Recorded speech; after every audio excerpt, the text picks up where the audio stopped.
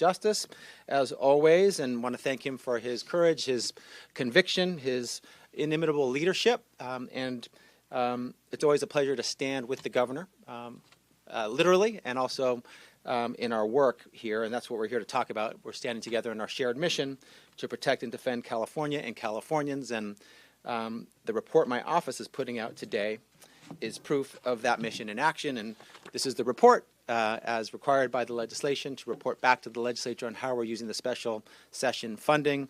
It sets forth how we've used the $5 million so far and goes through the different cases and other efforts and actions that we've taken to date. And as I like to say, as others say as well, we are bringing the receipts. And so let me talk about what we've accomplished. Since President Trump took office on January 20th, the federal administration has led a sweeping campaign to illegally withhold funding and services, to dismantle the federal government, and to strip Californians of their constitutional rights.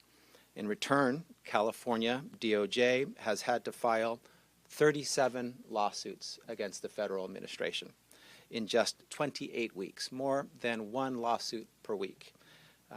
We've successfully secured early relief in 17 of 19 cases where we've asked for it and where the court has ruled. So out of 19 times where we've gone to court and asked for a temporary restraining order or a preliminary injunction, 17 of those times we've gotten it.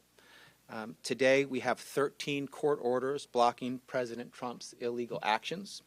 On top of that, there have been other instances where the administration has conceded and reversed course outside of a court ruling, without a court ruling to document and affirm that fact. So there's other metrics for victory as well. One example of that is just recently when days after we filed a lawsuit, the Department of Education restored funding it had illegally frozen and that we had made a subject of our lawsuit. We've also brought more than 40 amicus briefs, filed more than 40 amicus briefs in support of other related cases that are aligned with our mission and our work. In just the first 6 months, California DOJ's actions have restored, protected, and defended over $168 billion in federal funding that our state, that our communities, that our families rely on. So $5 million of special session money to fund the work, to support attorneys and paralegals in my office, $168 billion protected. That means that for every $1 we've been given by the legislature and the governor from special session funding to do this work, and we are very grateful for that funding, we've returned $33,600 for the state. $1 for $33,600 in return. And just to put it in perspective, if you told a Wall Street investor they'd get a $33,000 return on every $1 invested, they would trip over themselves to get in on that deal. In its first week, the Trump administration tried to freeze $3 trillion with a T dollars in nationwide funding. Less than 24 hours later, we were in court to freeze him in his tracks, saving $168 billion for California alone, 1/3 of our state's annual budget. When the administration's initial attempt at a wide net cut failed, it changed course and it flooded the zone with near constant attempts to cut off funding anywhere and everywhere they saw an opening. Like a dangerous and unruly game of whack-a-mole. They kept coming for the same funding to cut it off, to impound it. We've been ready to strike back at every turn, securing early court wins to protect a total of $11 billion from the onslaught of successive attacks, some of which were repeated attempts to claw back the same funding sources we'd already protected from in our first effort in week 1. So we protected it once in week 1, they came after it again, we defended it, that funding again.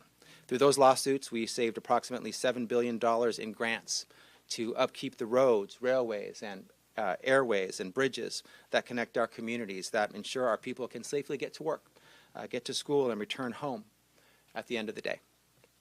We saved $939 million for California schools just weeks before classes started again.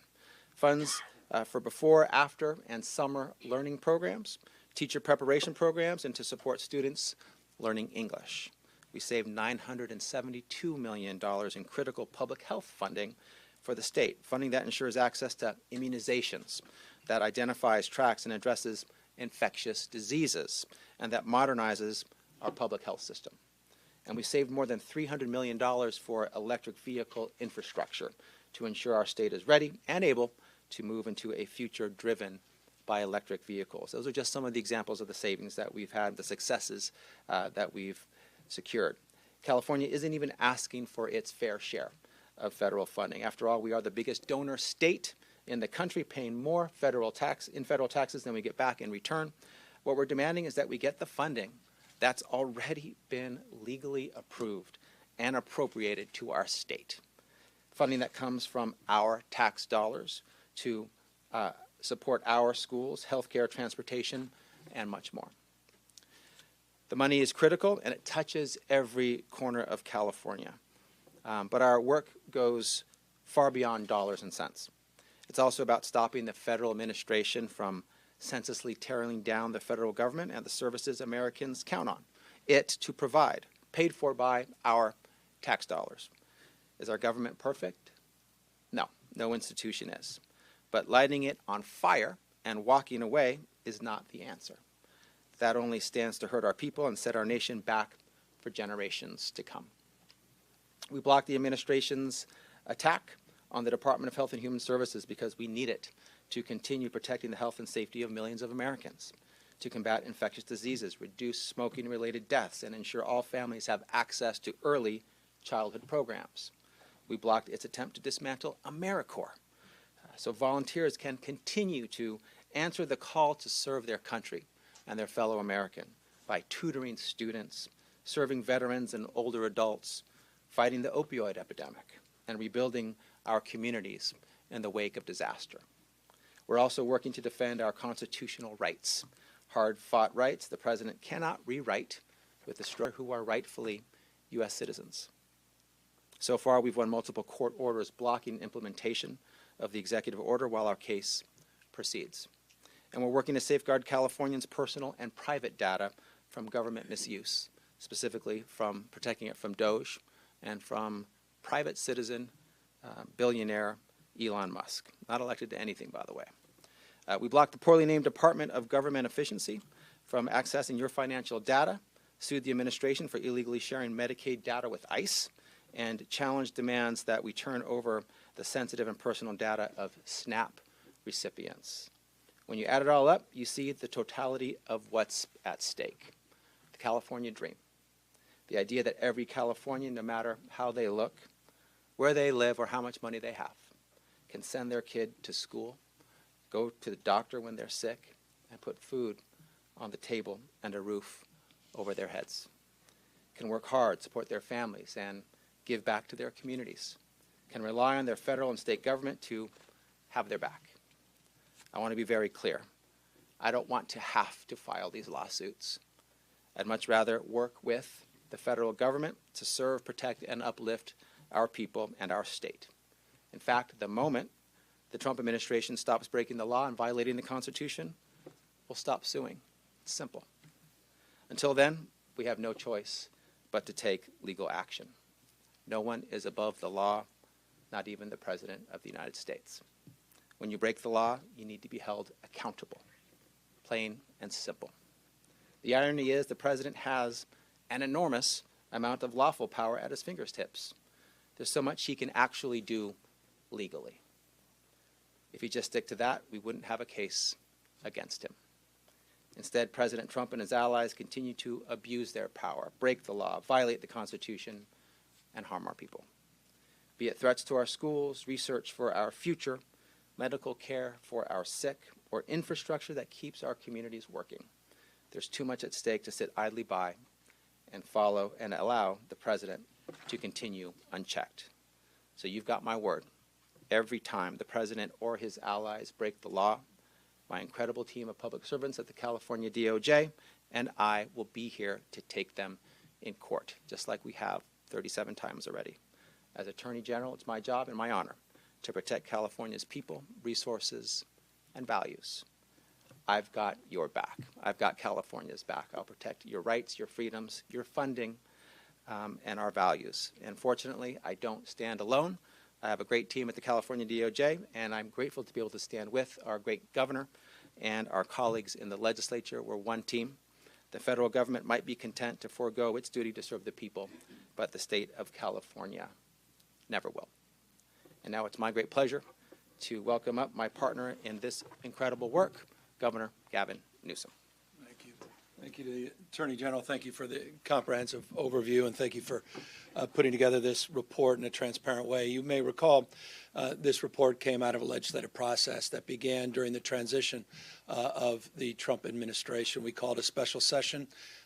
We did so in the spirit that defines, I think, the closing comments of the Attorney General, with an open hand, not a closed fist, with the intention not to litigate, with the intention not to initiate, but with the intention to defend, to stand tall, to hold the line in terms of our values, the things we hold dear, to advance the rule of law and do so in a fair way. We were mindful that past his prologue, that we were involved in over 122, arguably 123 lawsuits in the Trump administration, 1.0, and inevitably we would be faced with many similar lawsuits and efforts in the second administration, though I think none of us imagined in the process of putting together a special session that just in 7 or so months, 37 lawsuits would be filed. None of us are surprised that so many of them have been successful. Nothing about what Trump is doing should come as a surprise, save the scope, the scale, the shock and awe, as it's been described, of the totality of his efforts. Thankfully, we have an outstanding leader in our Attorney General. Someone didn't need to be convinced to fortify, to provide a bridge. That was the idea of the special session. After all, a bridge to the budget to make sure he had the resources so that he can move forward quickly, whether it was internal efforts or to the extent he needed to find counsel outside, he would have the luxury, he would have the resources to do so. With the support of the legislature, we not only advanced the $25 million in the special session, but with the support of the legislature just a few weeks ago, we also were able to significantly increase the ongoing support for our litigation posture here at the DOJ. I'm grateful to the Attorney General. I'm grateful to leadership in both the Senate and the Assembly for supporting new positions and supporting additional resources that will supplement the resources that were set aside, those one-time resources, the $25 million in the special session. It was never the intention to quote-unquote Trump-proof, your words, not mine, during the special session, but undoubtedly those resources have come to bear great fruit. And I'm grateful again to your leadership, to your team's leadership, to your stewardship, to the partnerships that you've formed with other states. And I think this closing is a critical point. It's the old African proverb, you want to go fast, you can go alone, but if you want to go far, go together. And the partnerships that have been formed with other attorney generals all across this country have been formidable and have had tremendous impact in terms of the success with these preliminary injunctions, success so far in this process. But none of us are naive about what's next, and none of us are naive about the imperative of making sure that we're resourced and we have a resourceful mindset as we move forward. Tremendous return on investment. But again, this is just 7 months into a new administration. And there's no question in my mind that the most vexing challenges are in front of us, not behind us. So I'm here just to support and amplify the work that was done in putting together this report, but also extend gratitude not just to the Attorney General, but again to the legislature for approving this appropriation, for supporting that special session, and setting up this strategy, first of its type in the country. We took this next administration, the new Trump administration, seriously, and thankfully we did. And I'm very, very proud of you and your team, and grateful for the opportunity just to highlight and reinforce the success that's laid out today in this report. Thank you. Thank you, Governor Newsom. Appreciate the partnership again, the kind words, the ability to talk about in a transparent way what we've accomplished so far, and with clear eyes and a sober outlook, ready for whatever happens next. We will continue to do what we've already done. And I think what we've accomplished is proof positive of what we hope we can continue to accomplish on behalf of California, our people, our values, and our future. So with that, happy to answer any questions that you might have. For both of you, Ashton Sabala, East I agree. Just on redistricting, which I know is separate from a lot of this, but still kind of philosophically the same. Republican Representative Kevin Kiley today came out with a proposal that he plans to introduce tomorrow that would prohibit states like Texas and California from redistricting mid-decade. Is that something that the two of you would support? Let me turn it over to the governor, who's been leading on this issue. Well, I've long supported independent redistricting. I was mayor of San Francisco supporting the efforts at the state level. Very proud of Governor Schwarzenegger's leadership. Proud of those that supported that effort. I was one of the few elected Democrats at the time that publicly stated my support for the independent redistricting. So absolutely, I support a national framework. In fact, the work we're advancing with the legislature does just that. It reinforces the framework, the policy, through a constitutional framework to advance as policy support for national independent redistricting commission. That's absolutely the goal. I'm appreciative that this member of Congress is waking up to the realities of what has occurred in Texas. I haven't heard much from him as it relates to the condemnation of their efforts, but I'm grateful that he recognizes the importance of a national framework. Sorry, just to be clear, his legislation prohibits a mid-decade redraw. Is Yeah. that something that Yeah. you'd be okay with? That way you wouldn't... Well, this whole thing is in response to, and in many ways it's the spirit, and I appreciate your question, and I'll build off it. It's the spirit of the special session, this special session, as it relates to putting ourselves in a position to respond to the assault on the rule of law and our democratic principles, principles of federalism, 10th Amendment, that so often are brought to bear in light with the litigation that we've advanced. The proposal that we're advancing with the legislature has a trigger. Only if they move forward to dismantling the protocols that are well established would the state of California move forward in kind, fighting, yes, fire with fire. So in that light, I believe there's consistency. Hi, Governor. Monica Madden, ABC7 News. Last night, California state Democrats and congressional Democrats had a meeting to discuss this ongoing redistricting plan, and we're hearing that California Democrats have a draft, or almost are done with the draft of these maps. Have you been in conversations with leadership about this? Have you seen the maps? And of course, this would end up going through the legislature. I haven't seen the maps, but we helped initiate those conversations. My team were part of those conversations last night.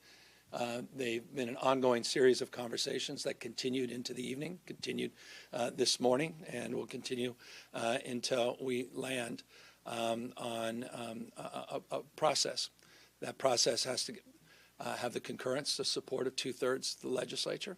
The maps, we believe, should be transparent.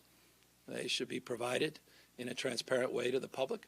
And as a consequence, those maps are being processed and will be brought to light. I have not had the opportunity, nor am I getting into the details of what those maps look like. I'll allow more objective minds to do just that. But the ultimate determination will be by the people of the state of California. We will offer them the opportunity to make judgment for themselves. Again, only if Texas moves forward. We would maintain the framework of the Independent Redistricting Commission that I support, that I believe in.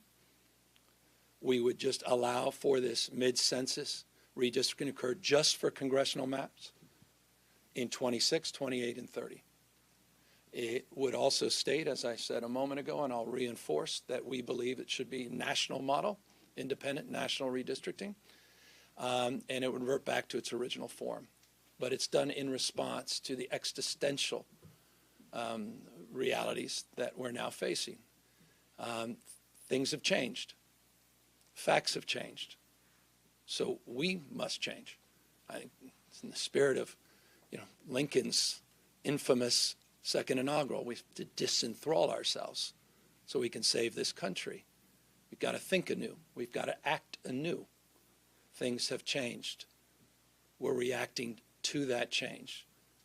They've triggered this response, and we're not going to roll over, and we're going to fight fire with fire. But we're going to do so not just punching with the weight of the fourth largest economy, the most populous state in our union, the size of 21 state populations combined, but we also will punch above our weight in terms of the impact of what we're doing.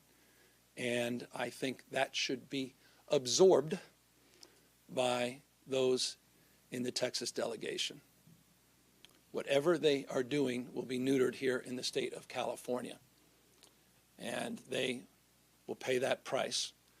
And we believe public opinion is with our approach. And I appreciate the growing recognition in other states, of other governors of like mind, and the people of this country recognizing what's at stake. These folks don't play by the rules. If they can't win playing the game with the existing set of rules, they'll change the rules. That's what Donald Trump has done. He's dialing for seats. Familiar, because he dialed for votes in the last election. Here's someone who tried to break this country, tried to light democracy on fire on January 6th. He recognizes he's going to lose in the midterms, and we have the opportunity to de facto end the Trump presidency in less than 18 months. That's what's at stake, and that's why we're putting a stake in the ground. We're not drawing lines to draw lines. We're holding the line on democracy, on the rule of law, co-equal branches of government, popular sovereignty. That's what this is about.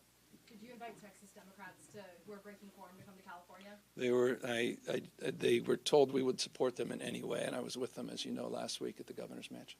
Governor, separately from what you're doing here in California, are you planning on making any investments in Texas to stop the match?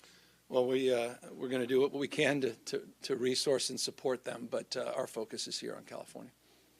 Should Californians be prepared to go to the polls in November for a special election? It's cause and effect. It's triggered on the basis of what occurs or doesn't occur in Texas. I hope they do the right thing, and if they do the right thing, then there'll be no cause for us to have to move forward. But again, we're working with the legislature on a trigger that if they do move forward, California will not sit by idly and watch this democracy waste away. We'll fight fire with fire, we'll assert ourselves, and we'll punch above our weight, and it will have profound impacts on the national outcome, not just here in the state of California. I appreciate it's already led to some members of our delegation now calling for independent redistricting. That's an encouraging sign. So already, perhaps, people are waking up to the reality of California entering into this conversation. We're not a small state. Again, we punch above our weight. It will have profound national implications if we move forward, and I'm confident if we move forward, the people of this great state will support this effort. If California moves forward with a special election for this mid-decade redistricting effort, can you talk about how realistic it is with such a tight timeline?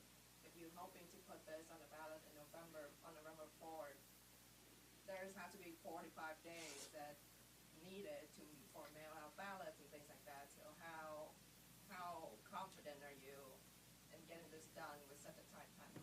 Very, and we'll get it done. And the goal is to get it on the November 4th ballot, where other municipal elections are already occurring. So, Governor, I mean, you basically have to act by the end of this month to meet those timelines. What if Texas hasn't actually done anything by then? I mean, are you just going to move ahead with it anyway as a backup plan? I'll repeat what I said earlier because it's important, and I appreciate the opportunity to clarify it on the basis of your question. We have trigger component of this effort, so it only goes in effect if it's triggered by action that occurs in Texas. To be clear, the ballot language says this would not go into effect with Texas's maps or any other state. Is that? I want to make something clear. The ballot language says nothing at the moment. The ballot language is being worked on at the moment in a process that began a few weeks ago. That process, and I appreciate you highlighting last night, there were a series of additional meetings, and they continue today, and they'll continue over the course of the next few weeks. We're very mindful of the calendar, mindful of what is required. The legislative leaders are deeply mindful of that as well, working with the respective caucuses. The language is being worked on. It's being negotiated. It's being debated within the caucus, and it will be made available in very transparent terms to the people of the state of Caucasian that will ultimately make the determination for themselves, what they want for themselves.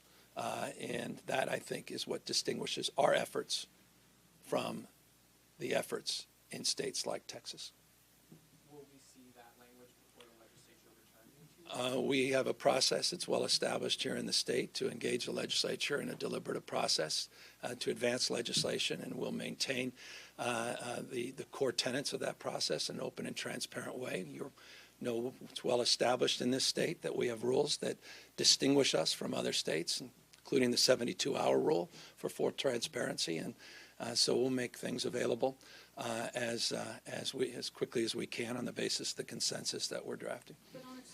Some of the supermajority, though, has indicated they're not convinced that this is a good idea yet. Are you confident you're going to be able to get them on board with Deeply this? confident.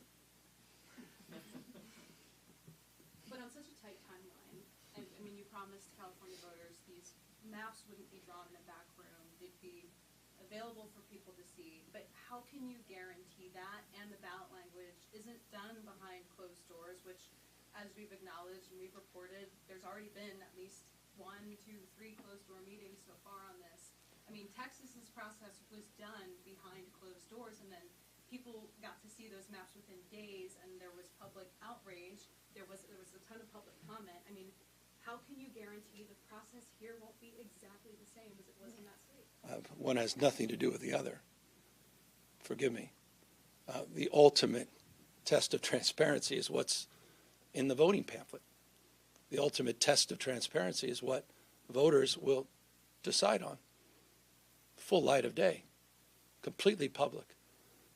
They will have the opportunity to review those maps. They'll have ample opportunity to do just that, and it will be in their ballot box, and they'll make that determination. That is in stark contrast to the example that you just advanced. Do you think it will erode the confidence, though, in the independent redistricting office? Like, coming back to that, if we're just going to go around it every time, how can we think of it as an independent one that we've given that power, so to speak? Well, we believe in the core principles. Things have changed. I mean, again, the word disenthrall is the operative word here. You know, when things change, facts change, you've got to change. This is serious stuff. I mean, I could just remind you just some tactical points. I mean, you want more warrantless arrests of people that look more like the Attorney General than me? You want to continue to sit back as we have aid to people that are desperate and in need to get their lives back on track because of one of the most significant disasters, natural disasters in American history that happened in Southern California? You want that aid conditioned on a political whim of someone in 1600 Pennsylvania Avenue? I go down the list. All of that is on the line here. It's not a gross exaggeration, not an exaggeration at all. Remember, the origin story here is Donald Trump made a phone call, so familiar. Just out in the open, corruption at a whole nother level. Do not allow this to be normalized. Told Greg Abbott, I need you to find me, in this case, 5 representatives. These guys aren't screwing around. So I'm not here to, it's not an intellectual exercise. I'm not here to be a member of some think tank. We're here as pragmatists, practitioners, and I've got kids. I care deeply about the 250th anniversary of this great country that we'll celebrate next year.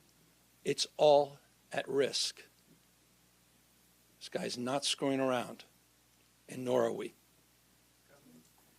You said you haven't seen any maps yet. So who is drawing those maps, and what is the target number of Democratic seats that I'm not asking specifically for anything except a process to unfold with congressional legislation, the congressional delegation, and members of the California State Assembly and State Senate. And that's a process that they're engaging in, and it's a process that's very familiar.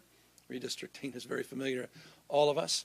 And these are maps that I'm told are relatively familiar as well. I mean, the independent redistricting puts out maps all the time. Have seen many maps over the years, and some are approved, some are not. And those process is unfolding as we speak, but it is not a process that I, as governor of the state of California, am advancing in any detail. It is a process that's happening with the delegations. It's a process that will be made transparent, fully transparent, and the ultimate determination of this approach will be made by the people of the state, and we hope that occurs with a special election that will coincide with municipal elections, many, not all. LA City is one, others as early as November 4th. Do you have a target number of take-up Democratic? As I said, we will punch above our weight, and we will more than address the concerns that have been expressed by actions in other states. Can I ask one question about this actual report? Sure. Unbelievable. I would like to have him carry it as you ask. A question about this report? Yes, please. A two-part one for my colleague. First of all, for both of you, is there one win that has been especially meaningful to you in the court that represents the California values? And second, and in the weeds financial question, $25 million is hard for people to understand. Is it being spent on outside counsel? You've drawn down $5 million, $10 million being drawn down. How do you explain where it's going to the general public? Sure, thanks. The first two cases, they were first in time, and they kind of represent the body of 37 cases in some ways. They cover two main buckets that the cases can be put in broadly. First case was the attempt to, with the stroke of the pen, amend the Constitution and end birthright citizenship. That was our first case. And that one is very meaningful. We've had other cases attacking constitutional rights like voting rights, and we got an injunction in that case as well. The idea that you can timely cast a ballot and it should still be counted. Not a lot to ask for in this amazing country, but the president has attacked that. So protecting rights and freedoms, core constitutional rights like the right to vote, the right from which all other rights flow, and birthright citizenship right there in the 14th Amendment, the Citizenship Clause. That was case one. That one's super meaningful, remains super meaningful. The second one represents the attacks on congressionally appropriated funding. It was the OMB memo case, Office of Management and Budget, $3 trillion at risk, nationwide, $168 billion for the state of California. We were able to block that, stop that, make sure that that $168 billion continued to flow, things that it funded housing and health care and food and child care and college and emergency and disaster relief and response. So very important. I think those cases, they were the first two in time, but they remain sort of the most important in terms of what they represent, the amount at issue. Nothing has been higher in terms of what was at stake in terms of financially than the $168 billion in the OMB case. And, this core constitutional right being attacked by the president on day one, the day he raised his hand and took the oath to follow the laws and the Constitution, he breaks it later that day and tries to amend the Constitution in a way that's unlawful. I think those two cases remain really important and defining as we continue the work. $25 million is a lot of money. We're grateful to have it. $168 billion is a lot more money than $25 million. We've spent $5 million. What do we spend it on? We spend it on attorneys and paralegals, the people who bring the cases, who file the complaint, who go to court, who argue the motions, who secure the restraining order, who secure the preliminary injunction, who write the briefs, who respond to the court, who protect the trial court victory at the appellate level. So it's mostly all attorneys with some paralegals, all inside. We have not spent any money on outside counsel in our litigation. We hope to internalize it. We think we have an incredible team. I think the success and the metrics that we've laid out today are proof positive of that. So we want to continue to support the great men and women at the California Department of Justice who do this work, our attorneys and our paralegals and their support teams. The National Guard lawsuit is expected to go to trial in Judge Breyer's court next week. Are you anticipating the Trump administration to try and get this lawsuit completely tossed now that they've been withdrawing slowly but surely the number of members on the ground in Southern California? We are very aware of that potential strategy. They sort of signaled it to us earlier, and their sort of slow withdrawal of Marines and National Guards people suggests that they might be coming to an end. They're not there yet. I mean, this is, by the way, far too slow and not soon enough. They should never have had people there. The Marines and the National Guards people arrived to quiet streets in L.A. the day they arrived. And the president has been incredibly, in my view, disrespectful to these patriots. He's treating them as political pawns, and they're sitting on federal buildings. They're sleeping over each other. They're not having appropriate support. And they should be doing other things. They were doing other things. The governor had the National Guards people doing important things, fighting fentanyl and wildfires, and they were brought to L.A. as a political stunt, unfortunately. But we're aware of that possibility. It might be that by the time of the preliminary injunction hearing, there's no National Guards people or Marines on the streets of L.A. And Judge Breyer would have to look at that and determine if the issue is still ripe and one that deserves a ruling, or if it's now moot because there's no more troops on the ground. But it reinforces the litigation strategy. Those things are not coincidental. Had we not positioned ourselves, we not postured with that litigation approach, we would not be in this position with that withdrawal. That's right. We pushed for the preliminary injunction hearing. They were aware of the hearing. The timing of their withdrawal is very cognizant of the hearing. And so our goal was to not have the troops there, and to the extent that they were there, have them removed as soon as possible. That is happening. So I mentioned earlier there's different ways to measure victory here. And some are with orders that we secure. Some are with the actions that the federal government takes in response to our actions in court. This is another example of that. Just given the rate of litigation, do you anticipate having to add more to the $25 million fund? Given the 37 lawsuits in the last couple of weeks. We're on ongoing discussions about how much is appropriate and needed to fund our successful lawsuits to defend California's rights, freedoms, and funding. So we're having those discussions with the governor's office, with the legislature. We're making it clear what we think we need. We're grateful for the $25 million and the ability to draw down that $5 million so far. We do think we will need more going into the future, and I'm hopeful that through the conversations that we have talking about what we would use it for, our success so far, what the continuing threats are down the road, that we'll get to a place that will work for everybody. And let me assure you, he will not be in need of resources to do his job. And this report only highlights why I feel very confident in his ability to execute and to deliver results for the people of the state. Just logistically with the $25 million, part of the legislation, and I want to acknowledge that you make yourself constantly available. You're always updating us, like, almost daily, it seems like. But a part of the legislation directs you to also create a website that updates these cases, provides documents, just so that everyone's on the same page. I have a PRA request actually in for your office that I haven't received a response to. You have a website right now that just has your press releases, but there's no sort of organized way to look at the status of each. Like, we can't see what's pending. And this was helpful, this report. But, I mean, do you plan to have that kind of website moving forward? We always want to improve, and we want to always give the most updated information. Sometimes things change on a daily basis, but we expect and hope that people can go onto our website, look at what we're doing, look at the posture of those cases, what decisions have been made, has an appellate court gotten involved or not. And so I think we're interested in sharing more and being as transparent as possible.